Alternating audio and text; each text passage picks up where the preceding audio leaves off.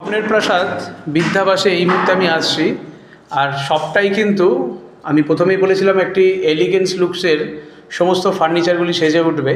ঢোকা মাত্রই আপনারা যে ওয়ার্কিং স্টেশন বলতে পারেন বা একটা স্টাডি ইউনিট বলতে পারেন, বসার জন্য একটি ইউ শেপের একটি স্টাডি ইউনিট বা টেবিল, আর ঠিক তার সঙ্গেই ম্যাচিং করে এখানে একটি ইউ শেপের একটি হাইড্রোলিক বেড। আবার ঠিক অপোজিটে এখানে বড় একটি লং গ্লাস, আর ঠিক তার পাশে একটি ওয়ার্ডরোব। শুধু ওয়ার্ডরোব তাই নয়, ওয়ার্ডরোবের সঙ্গে গায়ে লাগোয়া এখানে কিন্তু একটা স্পেস করছি।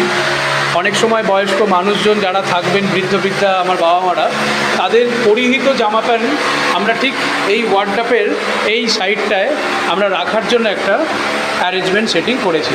চলুন তারপর পাশের ঘরে যাই। আচ্ছা, আমি আরও একবার দেখিয়ে নিই। আমার ঠিক এই যে ঘরটি ঢুকছি, ঘরের